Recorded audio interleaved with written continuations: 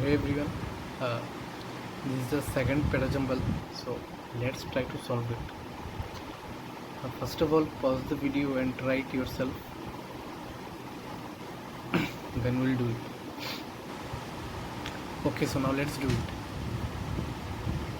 So you can see the first sentence. So here in the parajumble, हमारा पहला जो target होगा, मतलब पैराजम्बल में हमेशा ऐसा ही टारगेट होता है कि पेयर्स बनाने चाहिए, दो दो के पेयर्स बनाओ।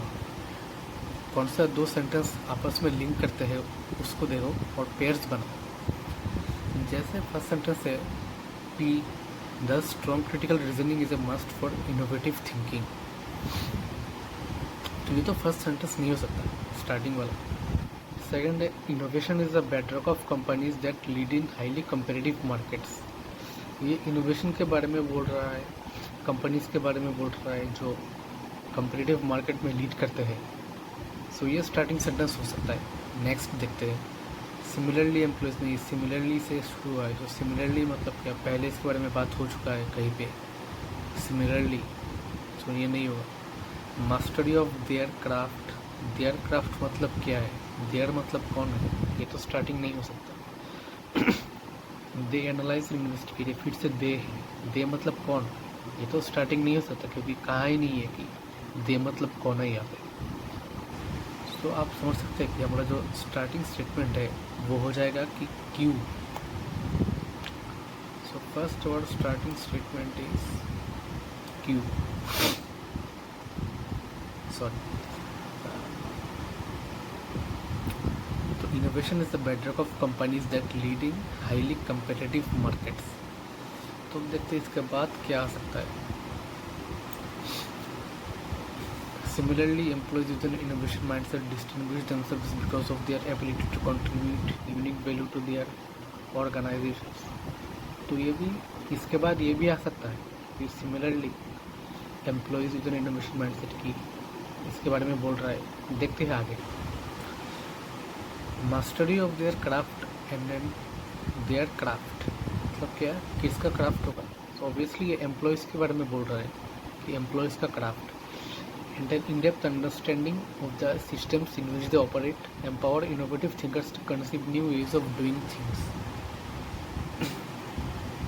अब ये किसके बारे में बोल रहा है, आप देख सकते हैं कि ये बोल रहा है कि जो आर में है कि जो एम्प्लॉयज़ विथ इनोवेशन माइंडसेट है उनके बारे में बता रहा है यहाँ पे। और यहाँ पे देयर क्राफ्ट भी कहा है। देयर क्राफ्ट मतलब क्या है, ऑब्वियसली एम्प्लॉयज़ के क्राफ्ट के बारे में ही यहाँ पे बोल रहा है कि इनोवेशन माइंडसेट उनको डिस्टिंग्विश, मतलब जो इनोवेशन माइंडसेट वाले एम्प्लॉयज़ है वो खुद को डिस्टिंग्विश कैसे करते हैं। और ये जो डिस्टिंग्विश करने वाली क्वालिटीज़ है उनकी, इसके बारे में यहाँ पे कहा है कि उनकी क्राफ्ट में उनकी मास्टरी है और in depth understanding of the systems है।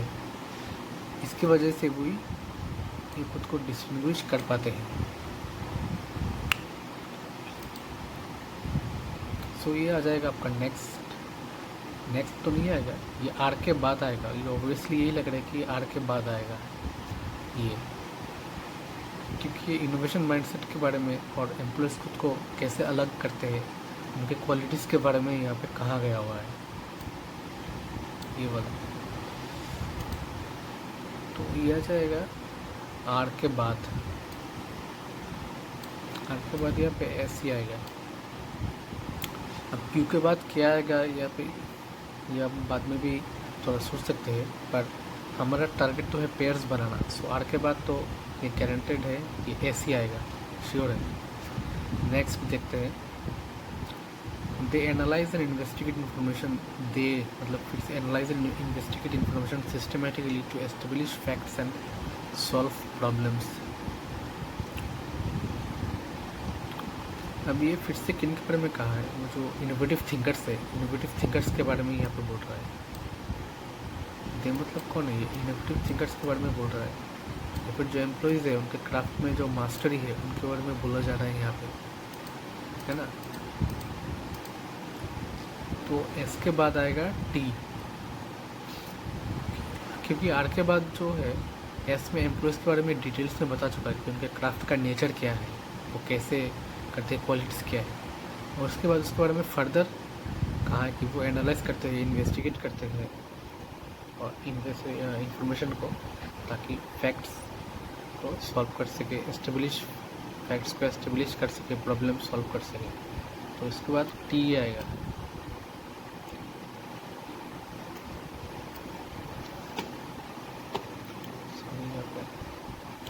टी है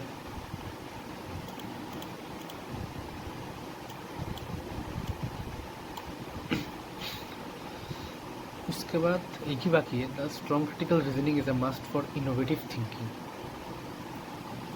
अब यह तो क्यू के बाद ऑब्वियसली नहीं आएगा, तो यह लास्ट में आ जाएगा, क्योंकि ये कंक्लूड कर रहा है। कंक्लूड कैसे कर रहा है, ये पे 10 लिखा हुआ है, स्ट्रॉन्ग क्रिटिकल रीजनिंग। आप देख सकते हैं पहले वाले सेंटेंस में लिखा कि इनोवेशन माइंडसेट, हाँ, उसके बाद क्या है, mastery of the craft, in depth understanding, innovative thinking. उसके बाद कहा है कि analyse and investigate information systematically.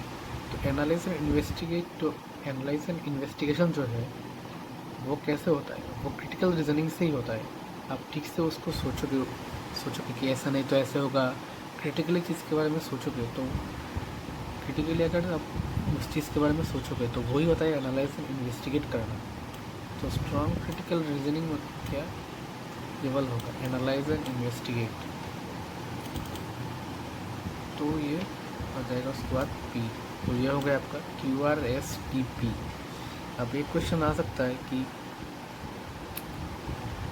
जो टी है वो यहाँ पे क्यों नहीं आ रहा है, मतलब जो आपका टी है वो यहाँ पे क्यों नहीं आ रहा है, यहाँ पे ना आने की वजह, मतलब यहाँ पे ना आके यहाँ पे क्यों नहीं आ रहा है, क्योंकि they analyse and investigate information systematically to establish facts and solve problems.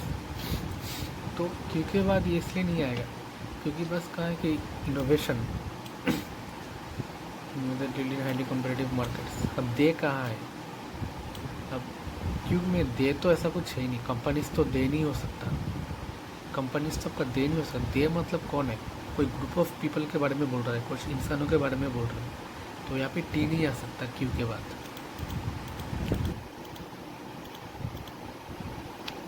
तो ये हो गया आपका पैराजम का। Thank you. चैनल अच्छा लगे तो सब्सक्राइब कीजिए, मैं और वीडियोस लाता रहूँगा।